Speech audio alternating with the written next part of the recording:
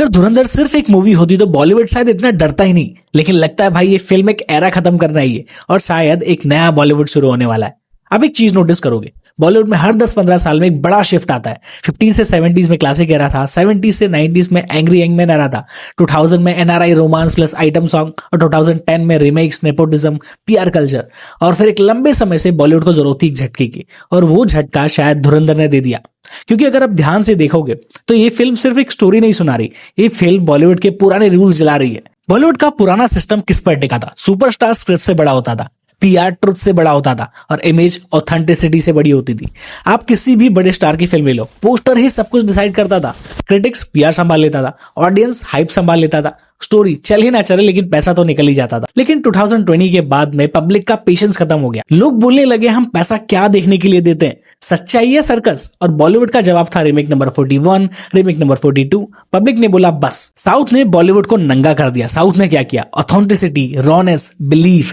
KGF unapologetic, Kantara spiritual और rooted, RRR madness और originality, Pushpa no PR just power.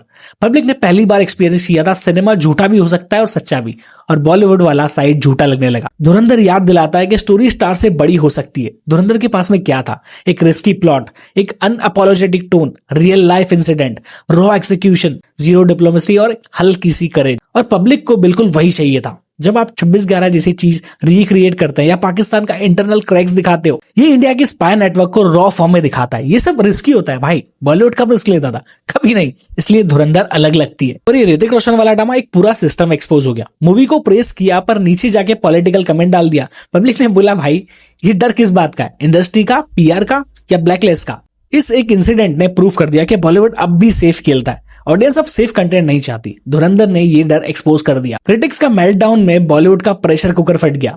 अब reviews की टोन देख लो। पहले बोलते थे कि फिल्म फ्लॉप होगी और अब बाद में अब बोल रही है कि फिल्म पॉलिटिकली प्रॉब्लमेटिक है। पब्लिक का रिएक्शन तो यही है कि मतलब आपको स्टोरी से प्रॉब्लम नहीं है, स्टोरी की सच्चाई से है।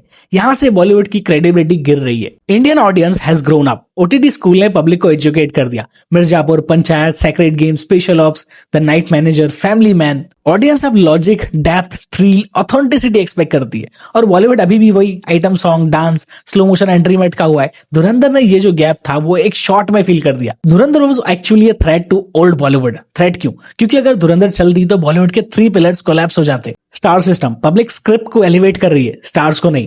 पीआर इकोसिस्टम, अब लोग रियल वर्सेस रील में फर्क समझते हैं। पीआर ट्रस्ट कोलैप्स हो चुका है।